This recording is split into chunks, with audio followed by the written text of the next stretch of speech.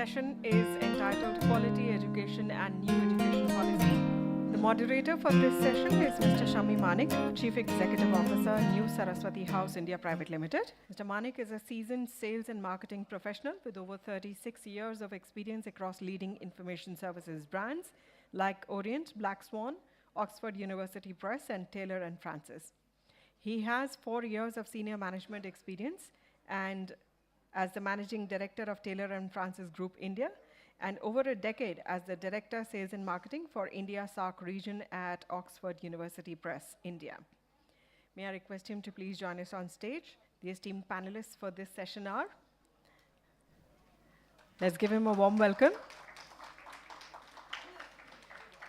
I'll now invite the esteemed panelists for this session, Mr. Darren Farrant. He is Director, United Nations Information Center in New Delhi. He provides services to India and Bhutan and has more than 30 years of experience in communications, including 19 years, which was spent with the UN. A very warm welcome to you. In this session, we will have with us Mr. Goldie Dhama. Let's welcome him with a huge round of applause. He is partner Deloitte.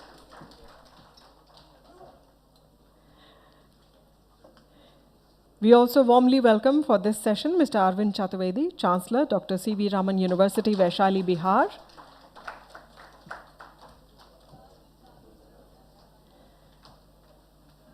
So there they are, ladies and gentlemen, our esteemed panelists for this session and the esteemed moderator. With that, I hand it over to you, sir, to take the session forward. Thank you. Good afternoon and welcome to this very important topic on quality education and new education policy. As we all know that NEP 2020 was announced in 2020 and there were many changes announced by the Government of India on the way forward for the education, particularly at the school and the higher education. So I think what has really changed, I tell you very briefly. The new education policy, the format of 10+2 has been completely abolished, replaced by 5+3+3+4, promote skill-based learning and minimize rote-based learning, focus on interactive classes and critical thinking, ensuring that quality education reaches to the students of all sections of society. So National Education Policy 2020 is a roadmap for global citizenship, recognizing all Indian languages as national languages with a view to fostering innovation and research. NEP 2020 recognizes the positive impact of the mother tongue in fostering critical thinking and innovation. Emphasis on regional languages, 3 languages policy. The NEP 2020 states that wherever possible, the medium of instruction must be in mother tongue or the local language.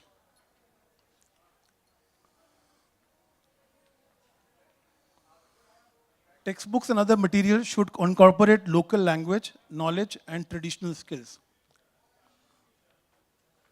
So the path for the NEP is it's learner-centric approach, technology-centric, future-centric, and employer-centric. So we get on to the questions pertaining to this session. So my first question is to Darren. What is the definition of quality education?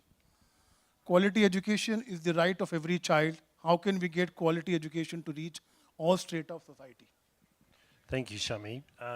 I'd like to start by actually asking a question to the audience. How many people here have heard of the Sustainable Development Goals? Oh, that's good. That's a better show of hands than I expected. So then I'll talk a little bit about them and hopefully answer your question. So just for those who didn't put up your hands, the Sustainable Development Goals are the global roadmap that all the countries in the world at the United Nations got together in 2015 and agreed as the path towards a better world with the target date of 2030. There are 17 of those goals, and one of them is quality education. And the idea behind that is that obviously education is so central and so important to all forms of development. Without education, you can't have the rest of development. You can't have health, you can't have gender equality, you can't have more sustainable cities, you can't have a healthier planet.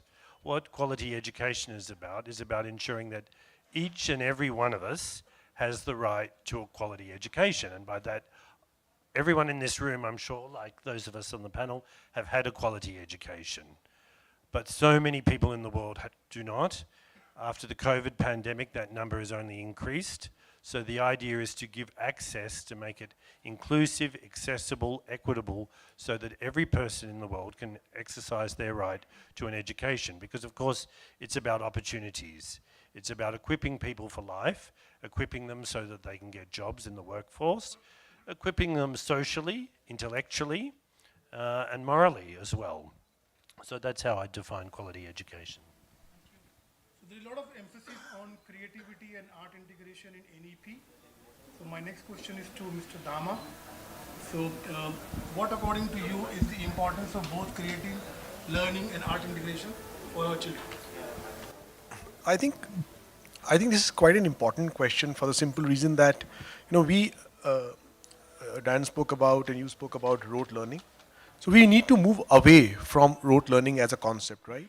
And this also aligns with a couple of the objectives of the NEP, which are, providing a multidisciplinary approach to education and also internationalization of the education system in India. See, what happens is, children need to think out of the box, if I may use that word, right? So that they develop critical analytical skills and they are much better prepared to face the world when they actually get out of schools and colleges. So if we bring creativity and arts into the education system, all of this will be possible. And I think the government is doing a good work around this, by encouraging, and I think even COVID has sort of moved the needle quite fast on this aspect. At one point, people were only going to schools, but when COVID stuck, everybody had to rely on technology to get education. So that hastened the process of digitalization of education as a system, right? Also, what it does is that it allows people, also it allows the teachers for a professional development, which is happening much quicker than it was happening in the past. So I think if all of this falls into place, then certainly, this aspect of creativity and arts becomes quite significant from a development standpoint of, students, both at the school level and at the college level. Thank you. Next question is to Dr. Chaturvedi. The premise of NEP is child-centric learning. What really does this mean and how can it be implemented? As we understand, this NEP is playing the role for especially for the childs also, because whatever we were doing, we were studying only so far academic only. Now with the NEP, this is not only academia. This should be combined with the employability skill also. That's the reason in all the places they have, as per NEP, they are introducing from the 12th, ninth standard up to the higher. Now they are planning from the 6th standard, at least one subject can be as a employability subjects to them. The same thing we are looking into the higher education also. It is getting the one subject compulsory which gives the employability skill, which can give the practical knowledge and ready to industry move. Because before implementing of the NEP, they were doing the academia only. They were doing the MA, they were doing the MCOM, they were doing the MBA, but there was no practical experience to them. So with the NEP, after introducing, that is the employability skill also being introduced. This is the main thing of the NEP, sir. Next question to Darren. How are the SDGs aligning with our new education policy and what are the key takeaways? I think, when you hear some of the words that my fellow panelists have talked about, we see how they align with the SDGs, this NEP. Holistic learning, child-centric learning, lifelong learning. These are some of the key elements of SDG 4. Sorry, when I mentioned earlier there are 17 goals, the fourth one is quality education. And these are some of the elements behind it, and also creative learning. And so it's very encouraging to hear that this is part of the NEP, and it's a move away from rote learning. I think it's been a mistake to think that rote learning is the path to success. Thank you, Darren. Next question to Mr. Dama. NEP encourages vocational education. Could you please elaborate on how this initiative contributes to enhancing employability and aligning with the quality education objectives? I think this is, it's quite important. Now, if you look at what happens across the world, right? If you look at the skill shortages across the world, you'll see that the skill shortages are largely for vocational training courses, right? And India in the past has had a situation where we have not provided vocational training on that account. But now looking at aspects like healthcare, hospitality, IT for a system, vocational training is the need of the hour, right? Because this allows students to learn what they actually want, and not everybody wants to really learn what some of our parents really want us to learn, right? And kids really want to be more employable, become entrepreneurs. Today, most people become entrepreneurs rather than getting into jobs. It's a great situation to be in. And vocational training allows children to be ready when they are out of school and colleges to face the real world. Also, I think the curriculum is being designed in such a way that vocational training is getting that much more importance. All the aspects which you spoke about earlier, the fact that, and you spoke about child-centric learning. The concept is that a child should be given a training or a learning which can help him or her succeed in life. So I think in that context, NEP is quite forward-looking because it talks about vocational training. You spoke about lifelong learning. It's an important aspect. And whatever you learn from doing something, or as we call it, on-the-job training, in the corporate world, that sort of stays with you much better what you have just learned from books or bookish knowledge, if I may say so. I think all of these are critical, and that's why vocational training is the need of the hour. Will also allow students to learn an additional aspect in addition to whatever they're learning regularly. That's all from my side. If you permit me, can I Yeah, add sure. on? Because for the vocational education, I can add some points. Most of the places we have seen it, students are there, but they are doing the traditional their work, but they don't know how to make it the next step for that. What are the new techniques are coming? If we give them like a techniques, how to brush up or upgrade whatever their skills they are doing since ages and ages from the family, this will help them for the vocational.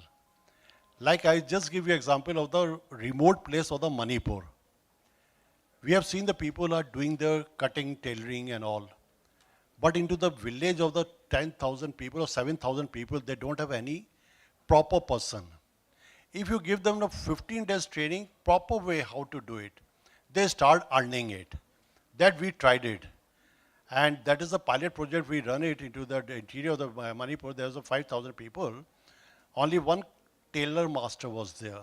We gave the only 15 days training, vocational training, how to do it in proper way and present it. After that, almost 10 women have started their own entrepreneurship. So that is the one example which I have added to your vocational training. Thank you. The next question to Darren is, the collaborative partnership are essential for achieving the SDGs. How does United Nations work with governments, NGOs and other stakeholders to promote quality education and ensure its sustained progress? Sure. So the idea behind the SDGs is it's not just a top-down approach, yes? Effort has to come from the top, but it also comes just as much, even if not more, from the bottom. So it's a whole of society approach. It's government, it's the private sector, it's civil society. So the UN tries to partner with all of these elements to make progress on the goals, whether it's education or any others. In the case of this one, in the case of education, I think there are a few key ways in which we work together with, as I say, it's the same for all elements. One is by talking about it, by stressing the importance of education and what a transformative effect it has on lives and on economies too. You know, there's no point having an elite group that is succeeding in education if the mass population doesn't have that access. So it's really important that we keep using our bully pulpit to tell everyone how important it is to promote quality education. The second item is resources. We make available resources in this area, again from global knowledge, available to governments, education ministries, available to NGOs, available to private sector companies like yourselves that are working in this area, perhaps adapting or using new technologies to make education materials more accessible, more inclusive, more equitable.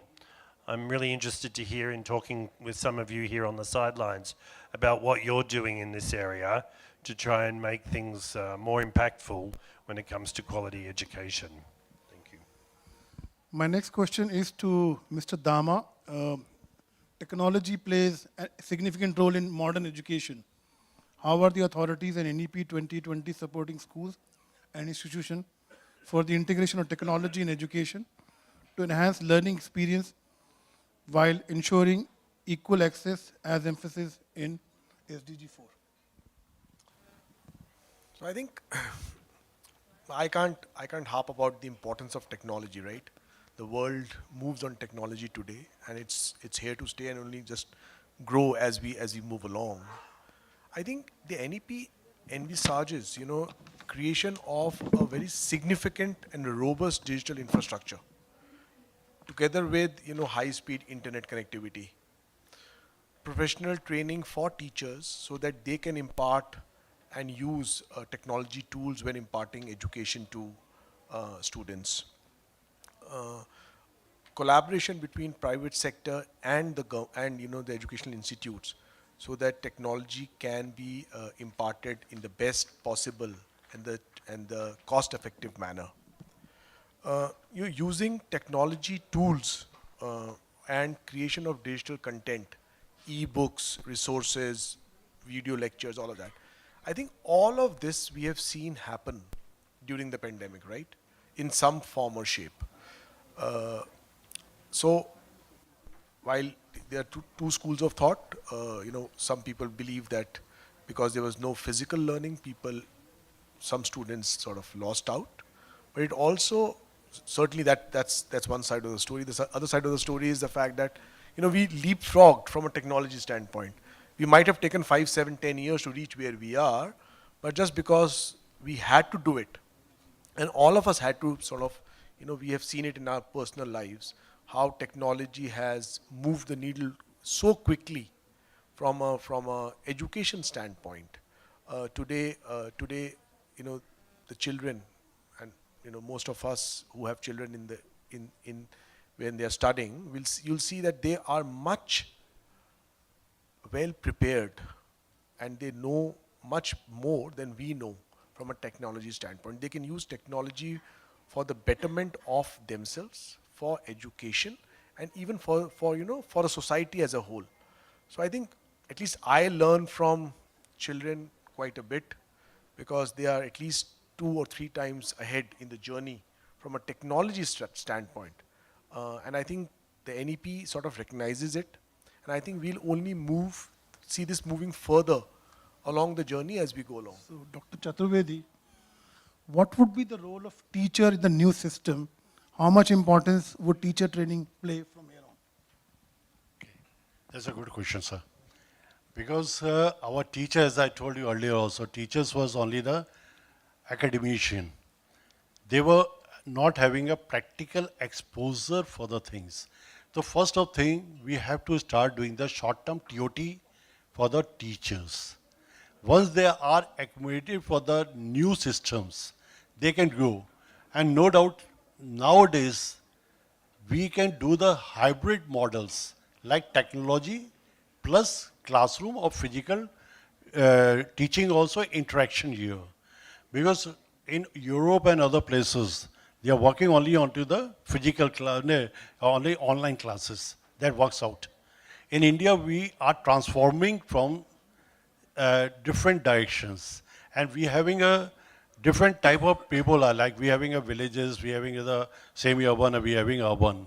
So in India, we need a hybrid classes, which is giving the idea about the technology as well as the physical classes. And there the teachers is required to club into the both ways. If they go only the physical form, they not be success. Because as is told ki now the students are more like ideas for the new technology which we were not doing it. For just I give you example, I passed on from IIT in 40 years back. At that time the computers was coming it out. We were having our supercomputers. And I still remember there was almost a 500 meters. We have to put out our shoes. Everything was AC, we cannot go, otherwise dust will come. And so we have not learned in our college. When my kids was onto the third standard, in third standard they were teaching the computers. So I have started learning from them. So that is the advantage of the new generation and old generation. So that's the reason teachers are required for making the bridges in between the both technologies. Next question to Darren. NEP 2020 emphasizes holistic development. How does the approach align with SDGs 4 objective of nurturing skills beyond traditional academics, such as life skills and global citizenship? Sure, I think I've partly answered that already. Holistic learning is so important, the idea of not just having a narrow focus. I think we can all understand and appreciate that from our own lives when you think about what you learnt at school or at university and what you use now in your jobs or in your life. Is it the accumulated factoids that you had to memorize to pass exams, or is it the skills that you learned? The skills to learn, to adapt, to persevere, to contradict, to question. Those are the kind of important holistic learning elements that I think are really important, and that I just had an earlier thought too when we were talking about quality education, you know, the importance of infrastructure, both physical and human. You know, what makes quality education? It means you need good schools physically, you need the classrooms. Most of us are still, despite the e-learning advances, are still going to learn in physical spaces. You need quality teaching, and you know, my panelists have spoken eloquently about that. But you also need the resource materials. And this is where I look to you, where how important it is to have materials that are available in all languages, especially in a country like India, to be available at all price levels so that people can afford it, to be available in all models and vehicles so that everyone has access to it as well. Dr. Chaturvedi, the next question is, can you please explain how NEP's flexible learning pathways cater to diverse learning styles and abilities, contributing to objective of leaving no one behind? Okay. For the flexibility learning, I can tell, earlier there was only the classroom teaching. Now with the online teaching, there's opportunities has come to the people who are unable to attend the schools. They can enroll them online, wherever there's the flexible hours, they start teaching and that hours counts it. So that is the advantage of it, the flexible learning, sir. Here I'll give the advantage with the NEP, if you allow me, sir. This is the advantage of the NEP.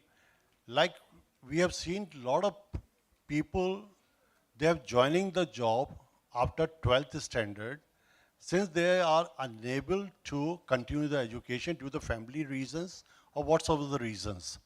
So NEP has given the flexibility, they can do their practical, whatever that they are doing, that is called 60% of their practical. And theoretical part they can learn onto the online. And that is the 40% part of it. If they club it with it, and give the examination, they will get this is called entry-exit formula. That is the NEP advantage, entry-exit. And after the NEP has come out, they have, UGC has given the approval for the UGL BVOC. Earlier people were not knowing what is the BVOC, Bachelor of Vocational. It was famous into the Europe countries and other places, but not in India. Now they have given the recognition, it is equivalent to the other degree programs. So all of a sudden the advantage has come to the people, students who have 12th pass, working in any profession, maybe the shops, maybe the industries. Whatever the practical they are doing, 60% will be counted for them. 40% they can get a theory. If they give the exam, they will get after completing the 1 year, they will get a certificate. Second year, if they want to continue after 4 years, they can join and continue with it. That is a credit system. So their credit will be counted there. They will get a diploma. And third year again, they will get a diploma, and all the three will be together. They will get a Bachelor of Vocational. So this is the advantage of the flexible learning. Even for the people who are working into the day, they want to enhance upskilling. They need not to go and attend the colleges. They can register into the online and they can start getting it. That's the advantage, sir. One of the most important questions we all have been waiting for: how can educational publisher contribute to quality of education objective set by NEP 2020 and SDG 4, particularly in terms of providing accessible and relevant learning resources? When I spoke about the importance of making resource materials available to all, available in language, available in terms of accessible formats, available in terms of price, I think that's the main thing. And for you to see yourselves as part of the goal, a part of SDG 4, what you do is so important, both in terms of content, but also production and dissemination, distribution. It's so important for India, in this case, to achieve SDG 4, for the publishing sector to be behind it. You know, I can just add, and we spoke about this earlier, you know, the concept of child-centric learning. I think that's a very significant departure, if I may use that word, right, from what it was earlier and what is in NEP. And what this concept, so you already alluded to this, but what this concept basically means that keep child in the center of whatever you're planning to do from an education standpoint, right? Not all children are alike, we know that. One may like science, the other may like arts, commerce, vocation, so on and so forth, right? So at the end of the day, we need to have courses, and we are seeing this happen today. When we were growing up, we could either take a science, a commerce, or an arts as post-10th, but the subjects were given, right? We didn't have the opportunity to choose between those subjects. Today, that has changed drastically. You can choose with science a law or something else, right? There are so many, but the idea of actually reaching a stage where we allow the children to choose X number of subjects from what they actually want to do, right? Somebody may be interested in doing physics, law, and physical education. I'm just taking an example, I'm just making it up. Why shouldn't that be an option available to somebody, right? If he believes or she believes that that is what they want to do in life, that's what it should be. You spoke about holistic learning, you know, curricular, extracurricular, co-curricular. All of those aspects need to be built out, because at the end of the day, it's not only education, right? Most of us we here know it's not only education which makes a person reach a stage in life, right? There are multiple other things. How worldly wise you are, if I may use that word, right? And what else have you done in life in addition to just education? All of those are very critical aspects of, you know, the NEP, and to answer that question.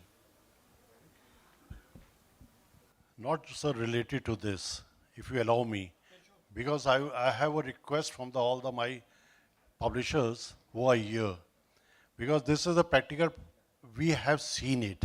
I have not read from that, we have read the practical, I have seen it, because our organization is doing the Pustak Yatra every year. And we are going down the level up to the villages to bring back to the students towards the books. Otherwise, their habits for reading the books is diminishing day by day.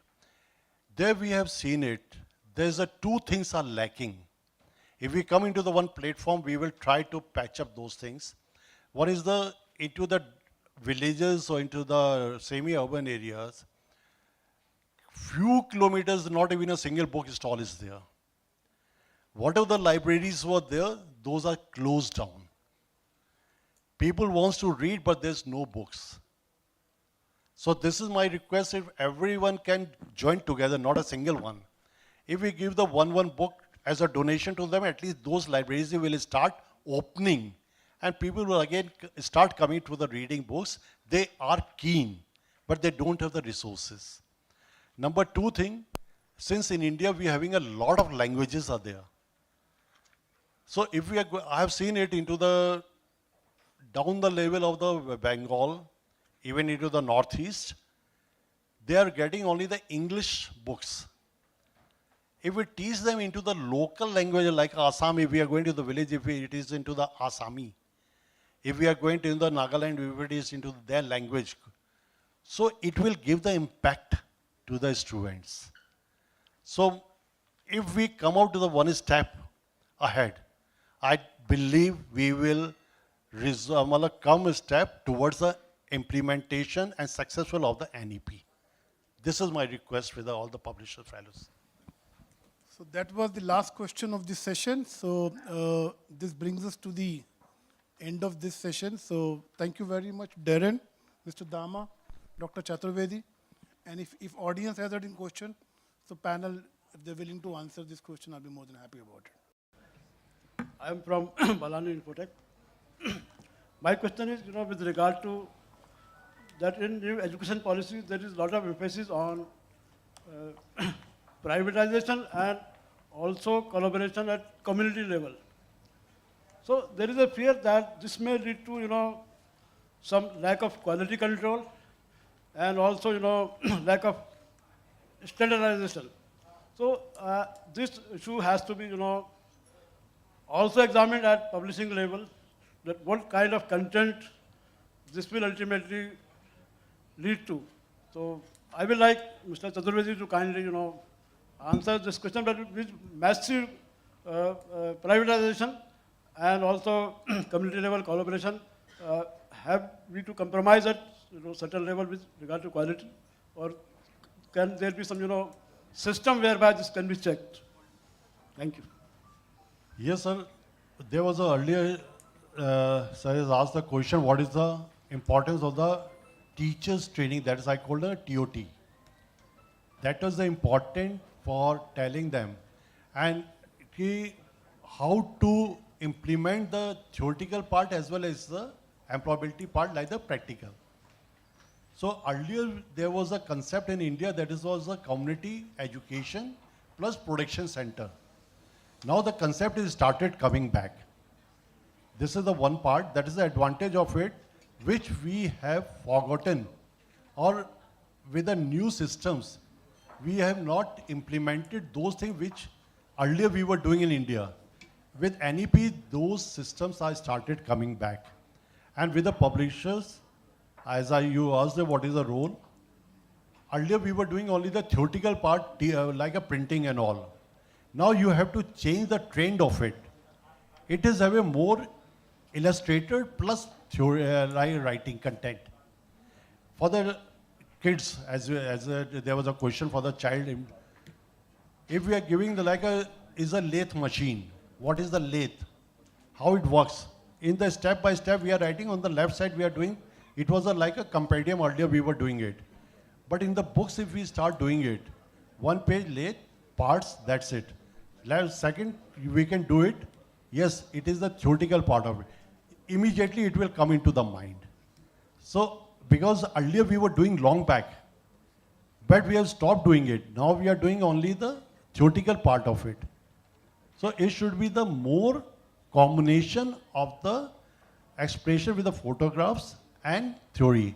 It will give the more impact to the down the level and uneducated people. What I feel so, sir. Hello.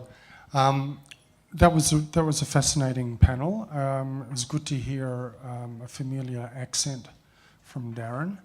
And it's actually a question to Darren that I want to direct. I'm the Secretary General of the International Publishers Association, and we've been talking to UNESCO for a number of years, but more recently about how we can work more closely with UNESCO on developing SDG 4 across the world. One disappointing aspect of the way UNESCO has been dealing with SDG 4, for me at least, is that I've been to a couple of UNESCO conferences where the word publisher was not mentioned until I got up and asked why the word publisher was not mentioned. I think we've made some headway in that, but Darren, it'd be really interesting to maybe connect with you and work with you at the United Nations level on working with UNESCO and other stakeholders in actually connecting real publishers with the UN SDG program. Yes, let's talk straight after this. Okay. You're on. Hello. I'm Rohan from Rohan Prakashan. It's a Marathi book publishing house based in Pune and Mumbai.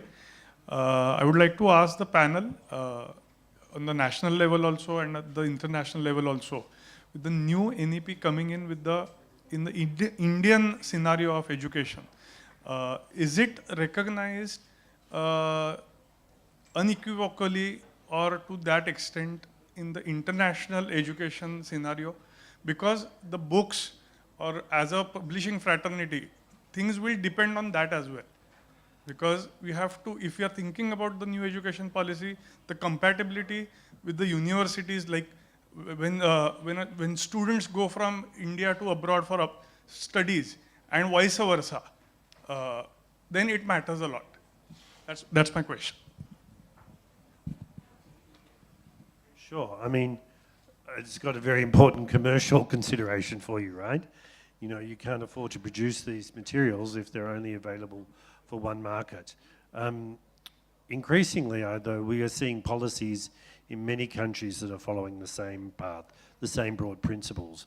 So I would say from a very top level point of view, the answer is yes. Let's see if the reality is the same on the ground, and that's being reflected. But that's the sense that we're getting from around the world, that national governments are really going down this path, every continent basically. Sorry, I can add to that. You know, the fact is that, you know, lot of Indian students actually go overseas, right? Today for higher education. Plus the fact that there are multiple courses which get recognized overseas in some form or shape, right? It's not 100% recognition, but just taking an example, if you're a chartered accountant in India, if you go to UK, you only do half the course, right? So for legal, so on and so forth, right? So in some aspects, what you're saying is already happening, but certainly needs to happen more, if I may, right? Thank you. That transition period would be a considerable one, or like, because thing is the students would suffer initially, because any transition period, like there's a curve, like there's a in-between part wherein there's a transition period, and that time everyone suffers during that generally. I think you're right, but you know that's how it is, right? To that extent, right? But I think it's becoming better over the next couple of years. I think it'll only further fasten and become a much better situation. Thank you. Thank you for your responses and thank you for those questions. It's time now to quickly invite Sri Himanshu Gupta. He is Managing Director of S. Chand Group. Since we've talked about quality education and new education policy, may I request him to join us on stage and share his views on the subject. A very good afternoon to all our friends. I won't take much time as we had a heavy lunch, so I'll keep it short and simple so I can understand. So I would like to personally thank FIP members, all the office bearers, all the executive members, and especially Ashok ji. Thank you, sir, for inviting me here and celebrating the 50th Golden Jubilee. Zamesh ji, thank you, sir. Ashok ji, thank you, sir. Naveen ji, thank you everyone and all the members of FIP, and congratulate them for the Golden Jubilee celebrations And Pranav, I think thanks to you, because of you we are here. Great job, thank you so much. As a lot of people know, it all started in 1939 when my Padam Shri awardee, my late grandfather, Mr. Shamlal Gupta, founded Estran Company. Yes, ladies and gentlemen, where I stand today is a result of years of dedication led by my grandfather, who was a founder and the driving force of the Federation of Indian Publishers in 1973. Today, I take pride in representing my group as the managing director of Estran, now a public limited company. As a leading Indian education content company, we deliver content, solutions, and services across the education industry through our presence in 3 business segments: foundational stage, K-12, and higher education. With more than 11,000 titles, we have a strong foothold in CBSE, ICSE affiliated schools, with increasing presence in the state board affiliated schools across India. 50 branches and extensive distribution system across India helps us deliver quality content not just across 28 states and 9 union territories of India, but also in Asia, Middle East, Africa, and other parts of the world. With a strength of more than 1,800 employees, some of them with more than 20 years of experience, we provide a wide range of content portfolio to students right from the age of 4 through 22, as well as offer numerous teacher training programs along with educational tours and meets to enable facilitators and experts to take a step ahead in their respective journeys. And while we continue to expand through some of our prestigious brands such as Estran, Madhuban, Saraswati, Chaya, what remains the same is the legacy of 85 years started by my late grandfather, Shri Shamlal Gupta, with his contribution to the FIP, is our continuous efforts in developing and nurturing our relationship with users through the medium of quality content and education innovations. Thank you so much. Thank you for being here. Thank you, Sri Gupta. And congratulations on this long and illustrious history as well as legacy. And it's time now to invite Mr. Naveen Gupta. May I request you, sir, to please join us on stage. Mr. Naveen Gupta is treasurer at FIP. May I request you to kindly join us on stage to present a certificate of gratitude and the book, 75 Years of Book Publishing in India, to all the esteemed speakers as well as the moderator of this session. We start by thanking Mr. Shami Manik, Chief Executive Officer, New Saraswati House India Private Limited.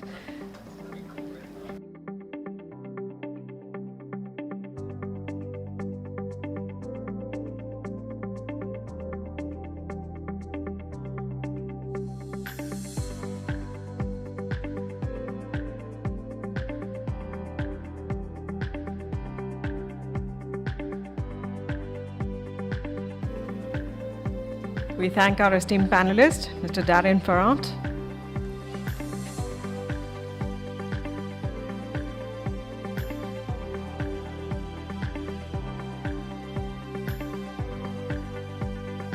Our thanks to Mr. Goldie Dhama, his partner Deloitte. Thank you so much.